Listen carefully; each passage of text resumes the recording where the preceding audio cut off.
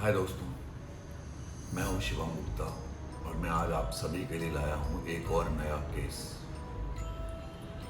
जो अपने आप में बहुत अजीब है।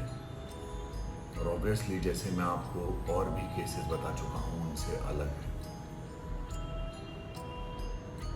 ये कहानी है एक गांव की और एक ऐसे लड़के की जो अपनी बहुत छोटी उम्र में है, जिसका नाम है पीयूष।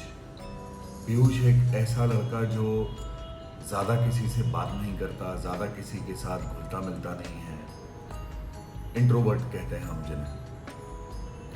तो ये जिस गांव में रहता था उस गांव से थोड़ी दूर था उसका स्कूल, तो पीयूष वहां पर पढ़ने जाता था।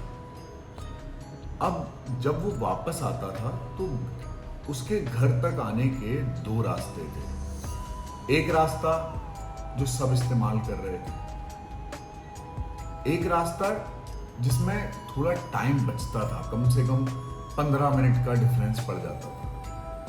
तो कभी कभी अगर वो लेट हो जाता था या पता नहीं, मैं पीयूष को एक्सप्लेन कैसे करूं। वो अकेला इंट्रोवर्ट नहीं था। कुछ लोग ऐसे होते नहीं है जो थोड़े लॉस्ट भी रहते हैं, अपनी ही दुनिया में रहते हैं, वैसा कुछ था। तो वो ना उस रास्ते से वापस चला जाता था जब भी लेट होता था। अब वो एक दिन वहां से जा रहा था तो पीयूष को वहां पर उसी की हम उम्र का एक लड़का बैठा हुआ दिखता है। पीयूष से पूछता है कि क्या हुआ, यहां क्यों बैठा है। वो कोई जवाब नहीं देता। पीयूष दोबारा पूछता है कि अरे तू घर भूल गया है क्या, क्या हो गया, यहां क्यों बैठा है। No response. पीयूष अपने घर चला जाता है और वो इतना सोचता भी नहीं है, इतना दिमाग भी नहीं लगाता है, क्योंकि वो जिस जगह से निकल रहा है ना, वहां पास में और भी गांव है। तो जरूरी नहीं है कि पीयूष सबको जाने। वो सोच रहा होगा कि कोई और किसी का बच्चा है जो यहाँ रह गया है। अब मैं जिस रास्ते की बात कर रहा हूं ना, उस रास्ते पर एक अबैंडन रेलवे ट्रैक है। हो सकता है हिस्ट्री में वहां कोई हादसा हुआ हो, पता नहीं, लेकिन वो ट्रैक बंद है, जहां अब ना ट्रेन आती है ना ही ऐसा कुछ भी वहां से है। फिर 3-4 दिन बाद दोबारा पीयूष उसी रास्ते से जाता है और इस बार वो लड़का फिर मिल जाता है। पीयूष बोलता है, भाई तू ये दोपहर में यहां क्यों बैठा है, क्या हो गया। वो कहता है, मुझे यहां अच्छा लगता है। तो ऐसे तुझे ये गंदगी में यहां बैठ के अच्छा लगता है, कहीं और ही बैठ जाया कर।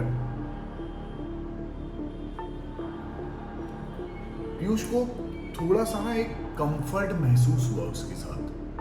एंड उसके वैसे भी कोई दोस्त नहीं थे जिनके साथ वो जेल करता हो, उनके साथ मिलता हो। तो उसे लगा कि ठीक है, मैं इसके साथ बात कर सकता हूं। तो पीयूष वहां बैठ जाता है। वो कहता है कि यार, नॉर्मल बात चल रही है। वो बोलने लग जाता है कि यार, मेरे जो पापा है ना, वो मेरी मम्मी को मारते हैं। मुझे ये बात बिल्कुल अच्छी नहीं लगती है। तो जब भी उन दोनों की लड़ाई होती है ना, मैं यहाँ पे आ जाता हूँ। थोड़ी देर बात होती है, फिर पीयूष बोलता है यार मुझे तो जाना है, और वो चला जाता है।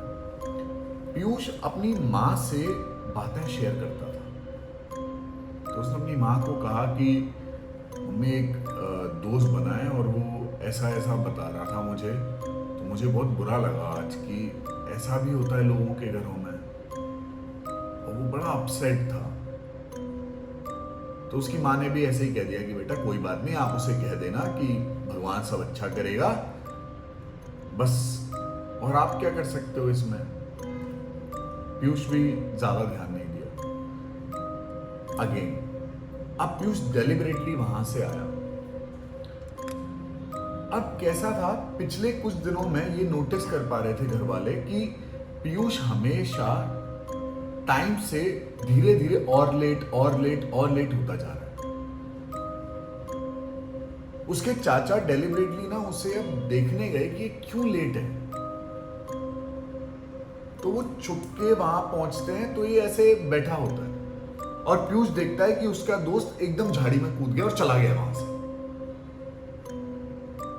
उसे भी उसका रिएक्शन अजीब लगता है कि मेरे चाचा आए हैं तो मिल लेता, बात कर लेता, लेकिन नहीं।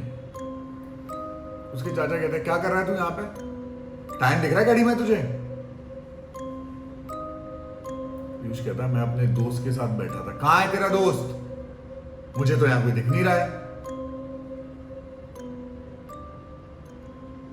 पीयूष बोलता है वो अभी यहीं था चाचा, वो चला गया, इतनी जल्दी गायब हो गया। पीयूष पर कोई जवाब नहीं होता है, वो उसे घर ले जाता है। लेकिन पीयूष कभी ऐसे मजाक करता नहीं है, कभी ऐसे जवाब देता नहीं है। तो उसके चाचा को भी लग रहा था कि यार कुछ तो अजीब है। तो वो पीयूष पे जाते जाते गुस्सा होने की जगह उससे कहते हैं अब तेरा दोस्त वहां मिले ना तुझसे और मैं आऊं या कोई आए तो उससे बोलना भागना क्यों है, बात करे घर वालों से। उसे उनकी बात वैलिड लगी। अब दोबारा से पीयूष वहां से जाता है एक और बार, क्योंकि उसके लिए वो उसका दोस्त ही था। वो लड़का फिर बैठा मिल जाता है और वो कहता है कि यार तू, मेरे चाचा आए तो तू भाग क्यों गया, तू उनसे मिला क्यों नहीं, तुझे मिलना चाहिए था ना उनसे। कहता यार मुझे नहीं अच्छा लगता ऐसे यार, मैं अपने घर के माहौल से ही परेशान रहता हूँ इतना, और तू कह रहा है कि मैं उनसे मिलूं और ये करूं। तो यार भाई एक बार मिल ले, वरना वो तुझे मेरे साथ नहीं रहने देंगे। इस बार चाचा ने क्या किया था, एक्चुअली पीयूष को बातों में फंसाया था और इस बार वो सामने से जाने की जगह सिर्फ झुककर देखने वाले थे कि ये करता क्या है। वो जब देखते हैं ना तो उनका दिमाग पूरी तरीके से शॉक्ड रह जाता है। पीयूष एक्चुअली में किसी से बात कर रहा है, उनकी बातों से समझ आ रहा है कि ये एक्शन और रिएक्शन हो रहा है, लेकिन वहां कोई लड़का है नहीं।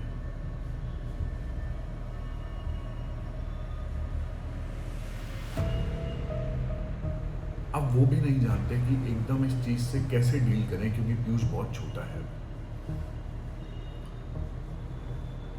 वो दोबारा से ऐसे ही सामने जाते हैं, जैसे ही सामने जाते हैं वो लड़का फिर गायब। और अब ना पीयूष भी फेड अप हो चुका है।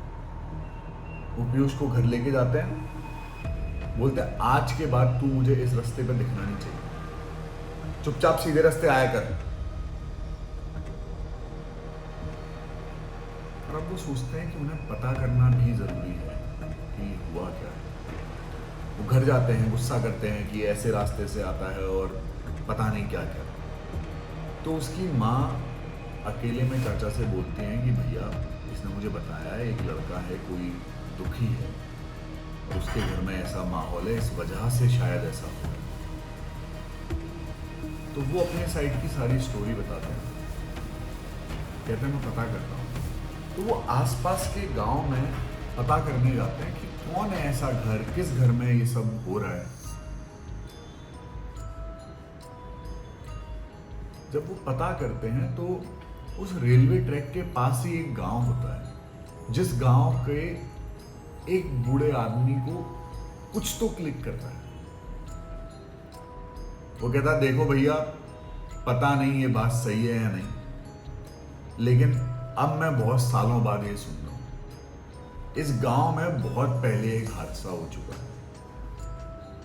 यही गांव का एक लड़का था जो अपने माँ बाप की लड़ाई देखकर बहुत परेशान रहता था। तो उसकी माँ कहीं मायके गई होंगी अपने। एक चीज आज तक नहीं पता चली कि उसने सिर्फ अपने बाप को मारने की कोशिश की थी या खुद को भी मार लिया गलती से, लेकिन उसने जब उसका बाप सो रहा था वहां पे, उसने लालटेन फोड़कर उसमें आग लगा दी, उनके जो झोपड़ी और जो घर था। और कहते हैं उसके बाद से कि वो ये सब कुछ अपनी माँ के लिए कर रहा था कि वो अब ज्यादा खुश रह पाएंगे। लेकिन उसे नहीं पता था कि ऐसा करने से अब उनकी तो बहुत बुरी हालत हो चुकी है। अब वो ऑलमोस्ट मेंटली डिसेबल्ड है। तो वो लड़का उस रिग्रेट में उसी गांव में, उसी एरिया में बहुत सालों से भटक रहा था और बहुत लोगों को दिखा है। तो हो सकता है कहीं ये वो ही लड़का ना हो। पीयूष को घर पे समझा दिया जाता है, डरा दिया जाता है थोड़ा, वो उस रास्ते से जाना बंद कर देता है। एक दिन जब वो वहां से जा रहा होता है तो बहुत दूर वो एक लड़का सेम उसे खड़ा दिखता है।